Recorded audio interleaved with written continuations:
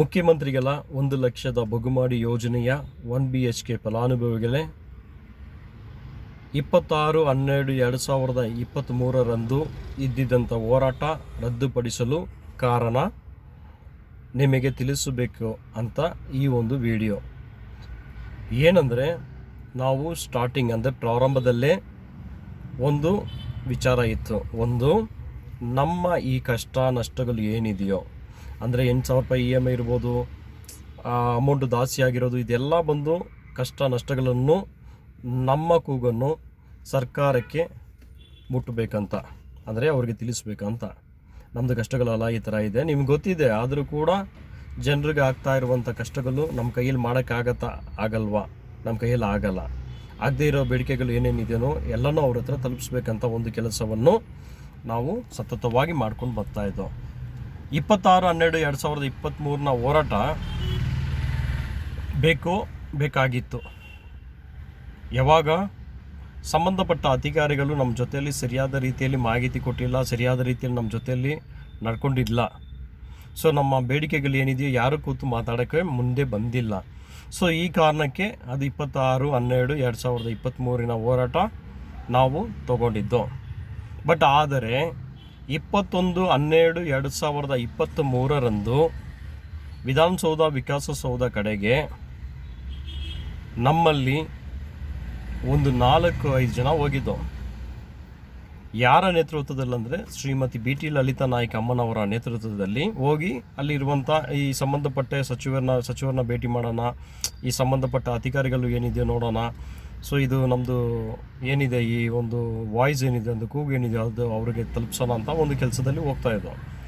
ಅದರಲ್ಲಿ ಏನಾಯಿತು, ಕೃಷ್ಣದಲ್ಲಿ ಮಾನ್ಯ ನಮ್ಮ ರಾಜ್ಯದ ಮುಖ್ಯಮಂತ್ರಿಗಳಾದ ಶ್ರೀ ಸಿದ್ದರಾಮಯ್ಯ ಸರ್ ಅವರನ್ನು ಭೇಟಿ ಮಾಡಲು ಅಮ್ಮನವರ ನೇತೃತ್ವದಲ್ಲಿ ನಡೆಯಿತು.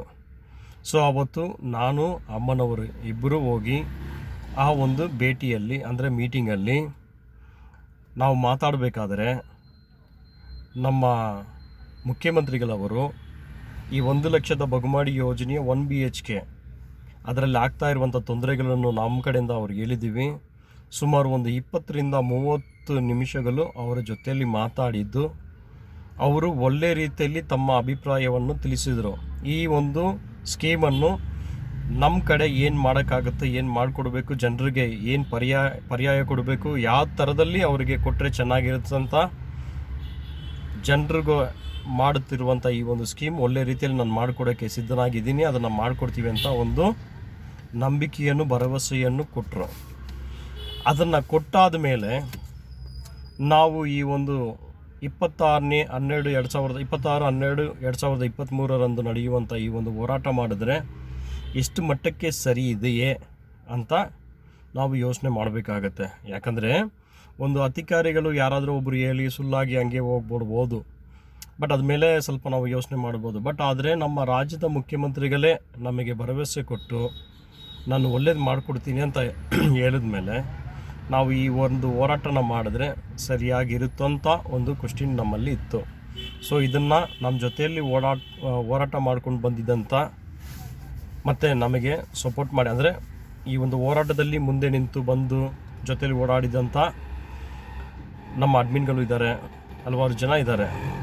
ಅವ್ರಗಳ ಹತ್ರ ಈ ಮಾತುಗಳನ್ನ ಕೇಳಿಕೊಂಡು ಮತ್ತು ಅಮ್ಮನವರು ಈ ಒಂದು ಹೋರಾಟ ಅವ್ರ ಹತ್ರ ತಲುಪಿದೆ. ಅಂದರೆ ಮುಖ್ಯಮಂತ್ರಿಗಳ ಹತ್ರನೇ ನಾವು ಕಷ್ಟಗಳನ್ನು ಹೇಳಿದ್ದೀವಿ, ಅವ್ರನ್ನೇ ಫಾಲೋಅಪ್ ಮಾಡೋಣ ಅಂತ ಹೇಳಿದ ಮೇಲೆ ಈ ಒಂದು ಹೋರಾಟ ಬೇಕಾ ಬೇಡವಾ ಅಂತ ಡಿಸೈಡ್ ಮಾಡಬೇಕಾಗುತ್ತೆ.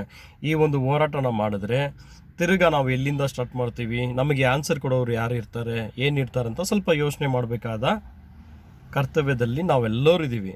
ಸೊ ಹಂಗಾಗಿ ಎಲ್ಲ ನಮ್ಮ ಗ್ರೂಪಿನ ಅಡ್ಮಿನ್ಗಳ ಜೊತೆಯಲ್ಲಿ ನಮ್ಮ ಜೊತೆಯಲ್ಲಿ ಓಡಾಡಿದಂಥ ಎಲ್ಲ ಜನರ ಜೊತೆ, ನಾಯಕರ ಜೊತೆ ಎಲ್ಲ ಮಾತಾಡಿದ ಮೇಲೆ ಅವರು ಎಲ್ಲ ಸೇರಿಕೊಂಡು ಒಂದು ಡಿಸೈಡ್ ಮಾಡೋದು, ಈ ಒಂದು ಹೋರಾಟ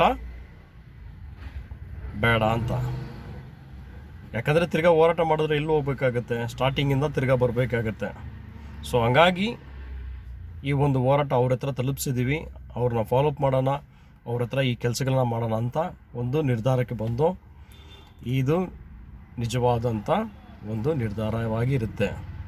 ಸೊ ನಿಮ್ಮ ಅಭಿಪ್ರಾಯಗಳನ್ನು ನೀವು ಈ ಕಮಾಂಡ್ ಮುಖಾಂತರ ನೀವು ಹೇಳಿ ನಾನು ತಿಳ್ಕೊಳ್ತೀವಿ.